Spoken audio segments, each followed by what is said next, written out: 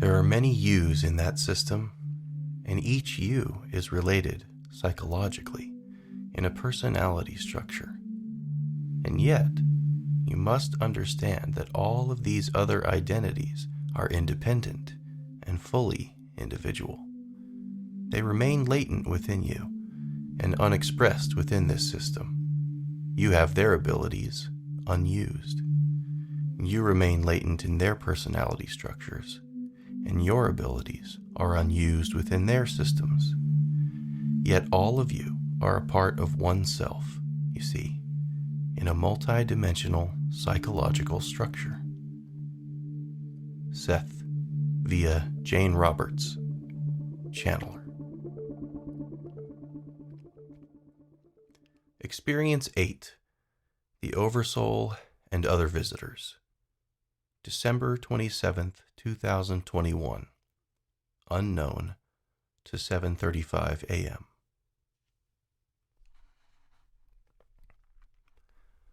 I woke up from an overwhelmingly potent ringing in my ears. After my last Reiki session with Elizabeth, another Reiki master friend of mine, who performed quite a thorough energy clearing on me, the ringing has started to come through in both ears simultaneously, and feels like my entire head is filled with the sound. I was a bit disoriented because of the intensity of the sound, that I didn't immediately notice upon sitting up that there was someone in my bed.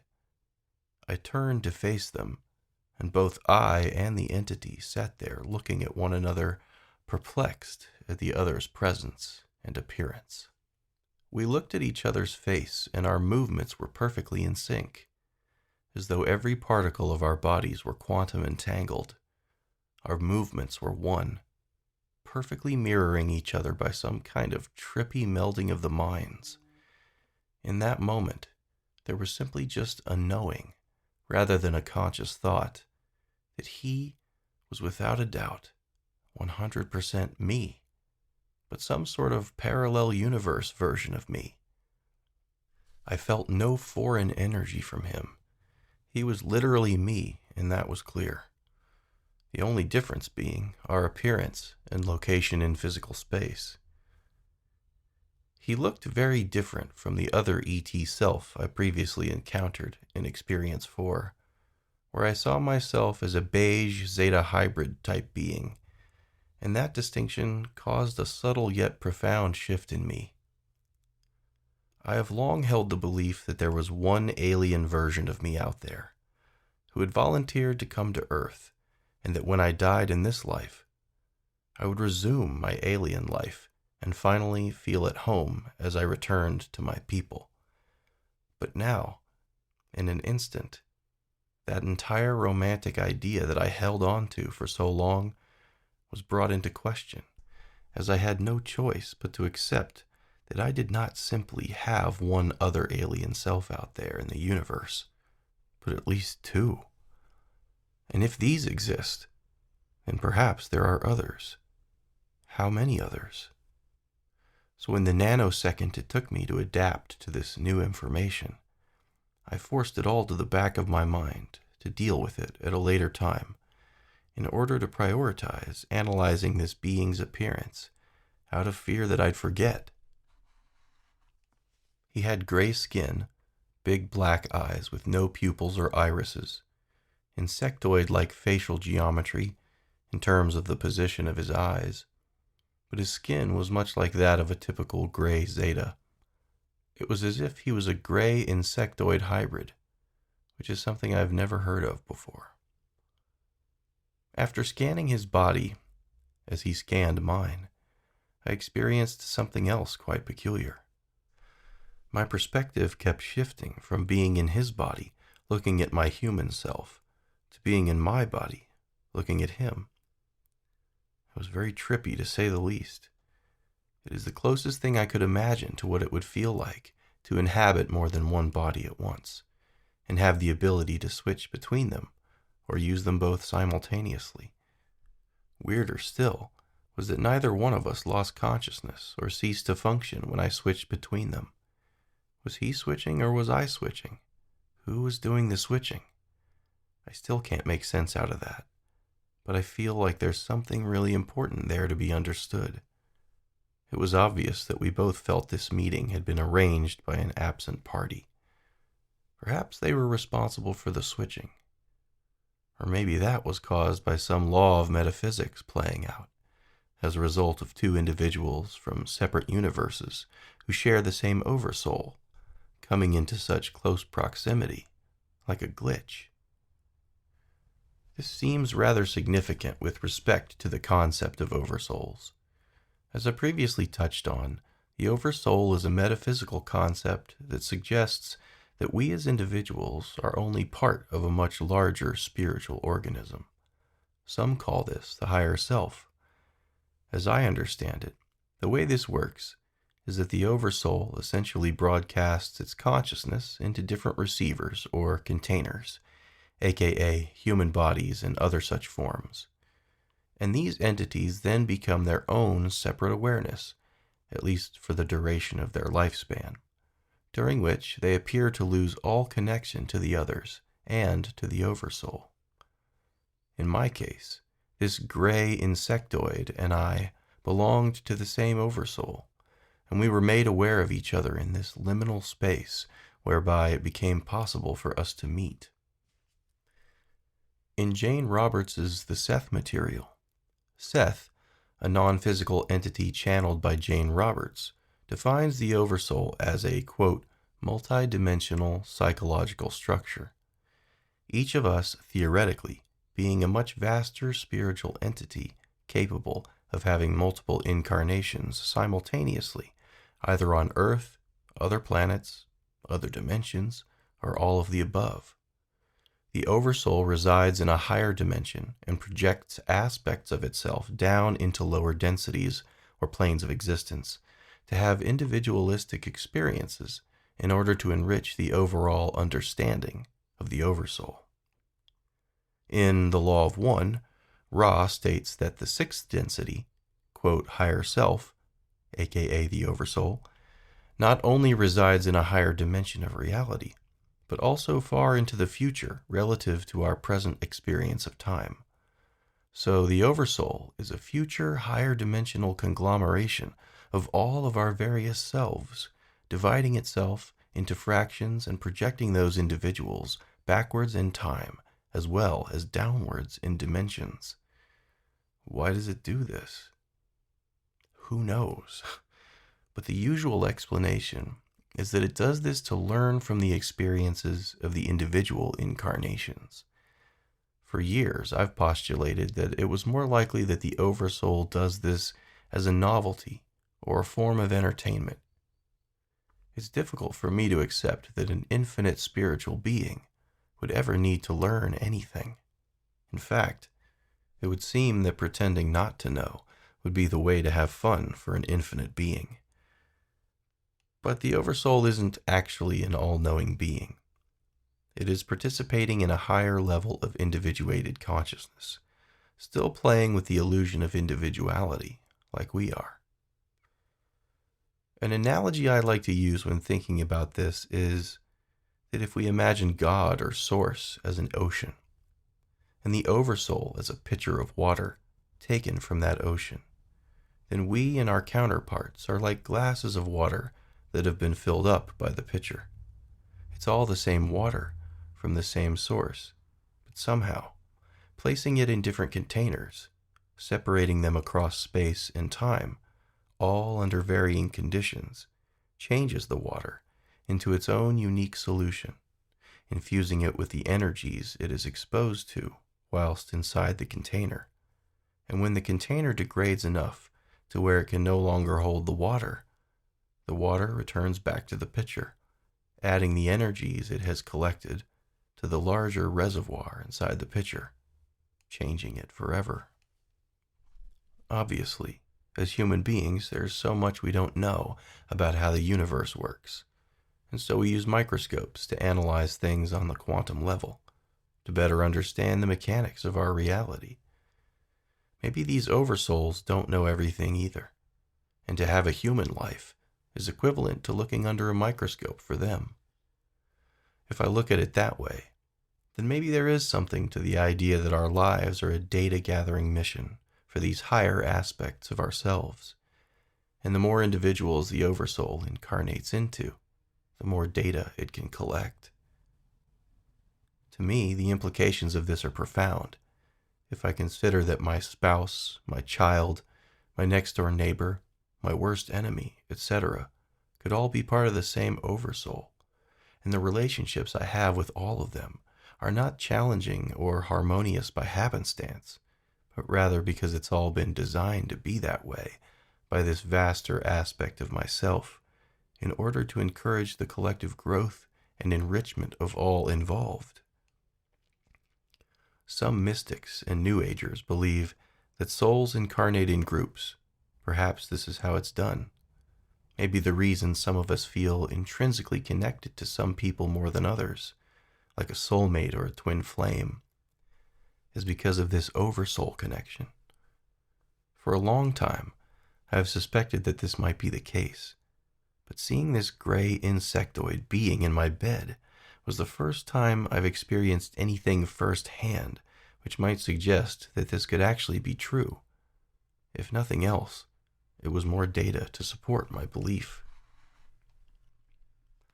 So after a few minutes of staring at this entity, he vanished before my eyes, and my attention was immediately drawn to another figure sitting at the foot of my bed on the right side. It was my deceased paternal grandmother, whom I've always called Grandma Preston. She had just arrived through a portal, although I didn't actually see a portal. I was somehow aware of a doorway or something in the room that she had come through. As soon as I recognized her, I said hastily, "You look like my grandmother. Are you my grandmother?" And she said, "Yes," but didn't look directly at me. It was as though she was in a trance. She was placid with a neutral expression, neither excited nor surprised to see me. This was quite a stark difference from the healed, peaceful glow that she and my grandfather possessed when I last saw them in Experience 1. I sensed that she was accompanied by other beings, chaperones of a kind, but I never saw them.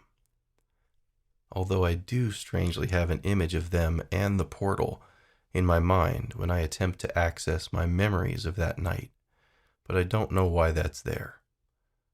I've chalked it up to my imagination filling in the blanks, but it's always the same afterimage, so I have to wonder if it's some kind of recovered memory.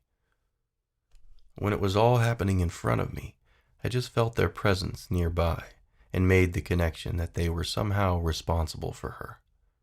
It felt as if they had brought her to see me. Perhaps a visit from wherever she resides was not possible without their help, or she wouldn't know how to find me or how to get back. But why? What were they trying to show me? What was she trying to communicate, other than to say, "Hey, I still exist somewhere in the omniverse, and these are my buddies"? My attention suddenly shifted away from her, as I noticed a red hollow-body electric guitar in the corner of my room, looking almost identical to a Gibson CS336 or ES355. It was beautiful, and I got the sense it was mine somehow, even though I'd never choose a red guitar. I have no idea why it was there, but it was just leaning up against the corner of the room, and the moment I turned my head to check it out, I noticed a small, gray-like entity sitting on the floor with its back to the wall. It seemed lifeless, like a stuffed animal. I don't recall if it was clothed, or if its skin had a noticeable texture. It was very dark in the room. It seemed as though the moment I caught notice of it, it shape-shifted into this miniature taxidermied gray alien, almost like it thought that if it just remained still, I wouldn't notice it was there, or that I'd lose interest now that it was inanimate. A great insult to my intelligence, I thought. I wonder if the guitar was something the creature had manifested in order to draw my attention away from my grandmother, so that it could watch me candidly as it hid in the shadow behind. I know I reference this a lot, but it instantly reminded me of that scene from the Spielberg movie E.T., where the alien hides in the closet among the stuffed animals to avoid detection. This was yet another example of their mischievous and childlike nature. Only a child would hide like that and think they were fooling someone. And yet, in some way, I guess it worked, because after it transformed, I paid little mind to it. Seconds later, I noticed that there was yet another being in the room, wearing a flannel shirt. I think it had a pattern of green squares overlapping on the material. As it moved clumsily towards me, I wondered if perhaps it was one of my grandmother's chaperones. I never got a good look at it, but it seemed exactly like those beige Zeta shapeshifters from Experience 1, who tried to imitate human beings by masquerading around in oversized Earth clothing. At some point after that, I woke up in my bed and immediately heard the ringing in my ears again. I felt a strong, intelligently guided force grab me by the root chakra, or bottom of my spine, as they had done in Experience 2, and pull me diagonally at about a 45-degree angle from the leftmost corner of the foot of my bed.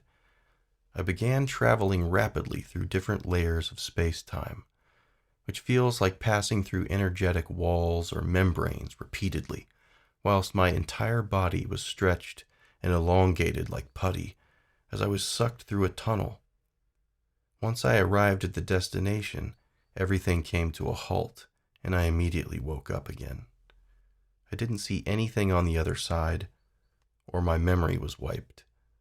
I think I was being pulled into the portal that my grandmother and her chaperones had come through. I'm not sure if something went wrong, or they simply didn't allow me to remember where they brought me and what transpired. That said, I had the intuitive sense that I was too alert for them to fully bring me where they had intended, and that's why I kept waking up. I've noticed that when these types of things happen, with being pulled somewhere rather physically, that they seem to heavily depend on my being in a much deeper sleep. I've always thought that they were able to induce that, but clearly sometimes they can't. After the whole experience was over, I looked at my phone and saw that it was 7:35 a.m., and I just laid there going over everything I had just experienced, as I always do. This is the ego's way of taking something that was experienced multidimensionally and attempting to assemble it into a linear narrative, a near impossible task. During this process, I received a download about my grandmother. Something communicated to me that she had come to visit me in order to atone for something she had done in her life. It's still unclear why she would have come to me for this, and there was nothing during the entire experience that would suggest she was atoning. Was this supposed to be some sort of explanation for why she had chaperones and seemed a little dazed or drugged up? My grandmother was always sweet and kind to me, so I don't know what this was all about. But oftentimes these downloads can be like seeds that are planted and only make sense much later after they occur. Either that, or the trickster nature of these beings was really doing a number on me. I guess only time will tell. After recapping the experience and coming to terms with the message from the download, I was still extremely tired, and I was able to fall back asleep. Moments later, I had a very vivid dream about our deceased dog, Theo. It definitely felt like his disembodied consciousness was paying me a visit. At first, when I noticed him, I said, "Hey, buddy," the way I would have responded when he was alive as he entered the room. As is common with seeing deceased loved ones in dream states, I didn't think it was weird that he was alive. It's a kind of dream state okey-doke that slips past certain levels of discernment.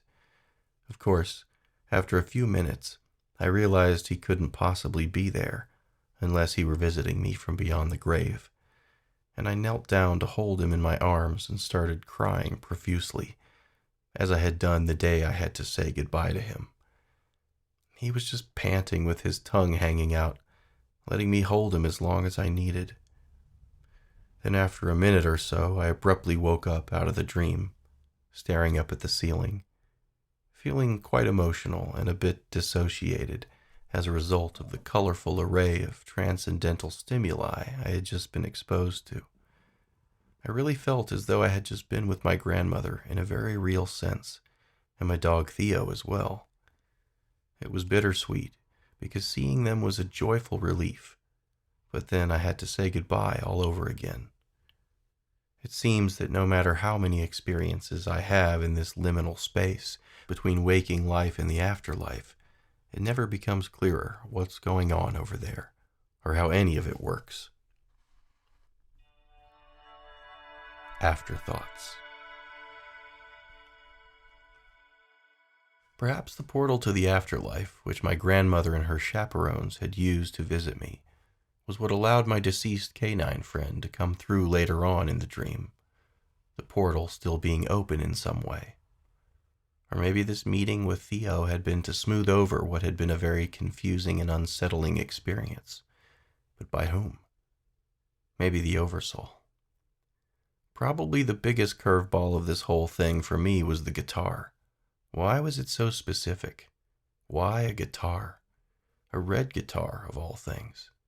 As though it was made to stand out, and yet the little gray being used it to hide behind. Why not hide behind something I wouldn't find interesting? That would surely be a better strategy. Why try so hard to get my attention only to freeze and play dead? All I can think is that this particular kind of red guitar is iconic to a music buff, being the guitar most notably played by Chuck Berry, and of course Marty McFly in Spielberg's Back to the Future, arguably an iconic scene in cinematic history. I wonder if Spielberg himself is the message. After all, the alien hiding behind the guitar reminded me of the movie E.T., and here's this red guitar from another Spielberg movie. But even if that is the message, what does that even mean? In April of 2025, during a family trip to Thailand, my brother-in-law took me to meet a local shaman as a birthday present. The shaman and I connected on a deep level, despite the language barrier. My brother-in-law did the translating, and I'll go into great detail about this in Experience 23. But what's relevant now is what I asked him about why my grandmother appeared this way to me and why she could barely speak. He told me that my ability to travel to the other realms was not in full maturity. I think the implication was that I had much more to learn, and I just needed to be patient and continue developing it. He said that my grandmother's inability to speak was actually a reflection of my abilities not being adept enough, and that's why there wasn't a more in-depth conversation or explanation of why she had come. I didn't quite understand how that worked, but it certainly gave me something to think about, in terms of understanding how much of what I'm experiencing may be filtered through a sixth sense of inner sight. After all, the accuracy of what we see and hear, and so on, is all determined by how keen those senses are. His advice to me on how to sharpen this particular ability was, of course, you need to meditate more. Not what I wanted to hear, but I knew he was right. As for the gray insectoid hybrid version of me, I think the orchestrators of this whole interaction wanted us to know about each other. He was clearly just as weirded out as I was, and of course for him, I was the alien. I wonder if this was our Oversoul who had arranged this meeting. What if it's been orchestrating all of these experiences? What if all these beings that have visited me are other aspects of myself, operating as separate entities? That's hard to make sense out of, but it is one of my top theories. And if it is true, why is it having me go through all this? As I'm editing and releasing these chapters many years after the journal entries were written, I've had a lot of time to process these events. One important thing I'd like to make note of here is that the beige Zeta being wearing the goofy large clothing is the only recurring entity that I've seen throughout all of these 24 experiences that I've had thus far. I have long been frustrated by this fact, because the main thing I've wanted out of these experiences from the beginning was a consistent character. a clear point of contact to develop a relationship with as we continue to do this work, whatever this work is. Jane Roberts had Seth, and I'm left wondering, where's my Seth? Of course, it's fun and fascinating to constantly be greeted by yet another outlandish-looking being that I've never seen or heard of before. But deep down, I've really just wanted to see Amiko again, or at least someone like her, and develop a more meaningful one-on-one relationship where the exchange of ideas and spiritual truths can be shared in a more direct, tactile, and grounded way. But maybe my desire to have a consistent individual to communicate with is a fundamental misunderstanding of the nature of these strange beings I'm in relationship with.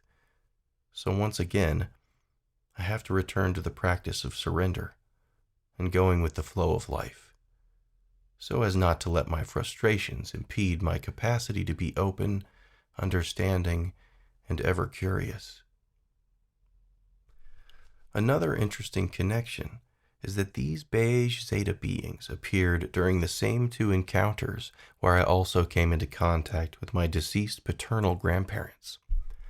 Are these beings responsible for guarding the portals between the living and the dead? And what do aliens have to do with the afterlife anyhow? I'll need to explore this in much greater detail at a later time, but I wanted to mark this coincidence in case it comes into play somewhere down the line.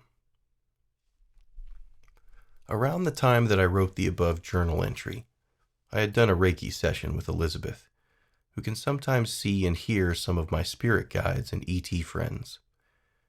During that session, she mentioned that she was receiving a message from them to tell me that they are contacting me, that they applaud my efforts in writing down everything that has happened. They encourage me to continue to do so, and that one day soon it will all make sense. Up until now, I've gone through an array of emotions about this whole thing. I've struggled deeply with whether or not these experiences will ever really amount to anything.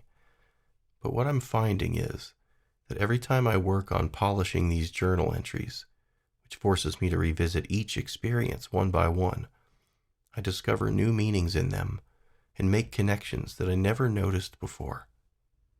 It's like there are little Easter eggs in all of them that I hadn't opened until it was time to edit and publish them.